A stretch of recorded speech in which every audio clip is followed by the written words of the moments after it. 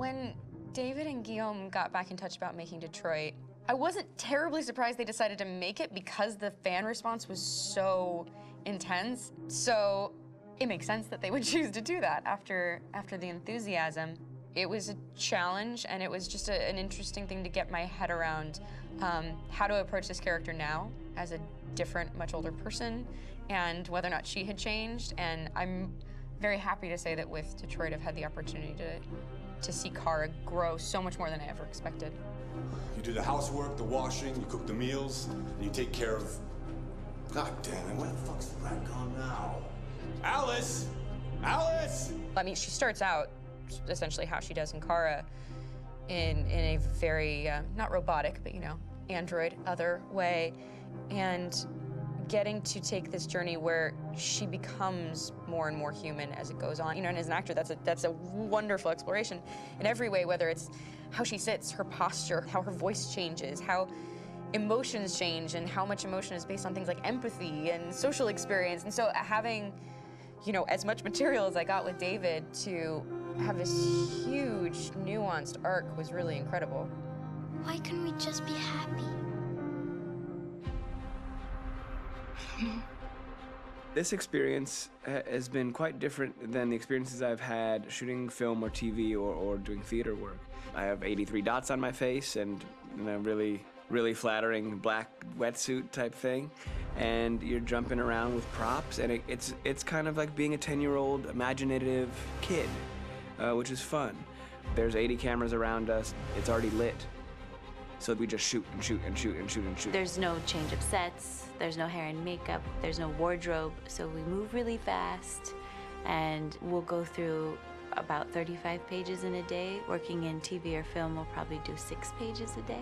It's kind of acting boot camp. It's like working out constantly. I mean, you're doing this thing, and then you got to do something that's completely other back to back to back. And so that kind of process of working is very challenging, but it's also very exciting because you just have to keep coming up with new ideas, and your head goes all over the place because you're trying to keep track of basically 4 different storylines for each different response. You shot that girl, for fuck's sake. It was a machine that looked like a girl. Yeah, I know what I should have done. I just told you I couldn't. All right, I'm sorry.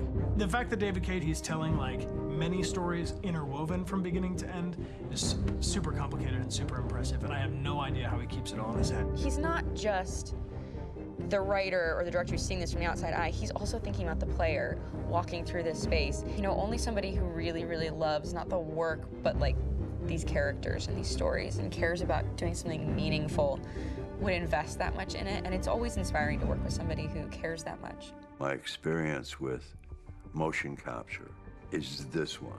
And I found it sort of terrifying in a way because they said the computer's going to build you.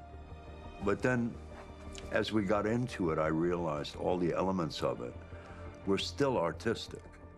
I just dipped into a really brilliant setup here. I've never seen anything like it. And this won't turn me into a product because I was playing a character.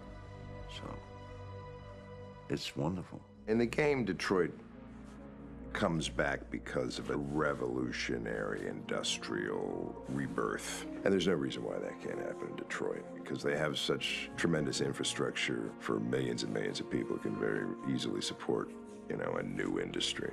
The city is really strong and resilient, but the city has also been through so much. You see the damage. But it takes that time of kind of rebuilding and reinvesting into the city that I think is happening slowly but surely. The potential of Detroit as a city is something that this game does a lot of justice to, because it would be easy to look at Detroit as some place that used to be, and that's not the case. This game provokes a lot of conversation and reflection on our potential near-future engagement with machines. That's what we are to them. Just merchandise on display in a shop window. I think that a group that feels marginalized, feels like they deserve and have earned access to themselves and the environment around them, and are trying to figure out a way to articulate how to get freedom. What was I designed to be? Their slave? Their toy? It plays with your comfort levels. You think that this is fine, you're comfortable with it, until something blurs the line and throws you off, and now Do I feel differently about whether this should be allowed? Should it be banned? Should it be encouraged? You're gonna ruin our lives, and for what? For a bunch of machines? They are not machines! They are alive! I'm alive! You're alive! They're nothing! There are lots of comparable comparisons to any type of persecution of religion, race, etc., dating way back. It can't just be a video game where you shoot 'em up or where people make these choices to do whatever. I think that's the whole point. You have the choice, and you can either choose to go in one direction with your character or another. And I think that's going to be very telling about the gamer. Very telling. I think there's going to be a really strong reaction to this game, which has such a strong perspective. I'm that much more proud of it now to get to be a part of it because it's important. In this game, you're actively building and designing the character through not just what kind of shield does he have or what color hair does she have, but like their temperament and the way they deal with problems. The different endings to this game are so radically different based off maybe seemingly insignificant choices in the moment, but like life, they all add up. And can't play life again, though.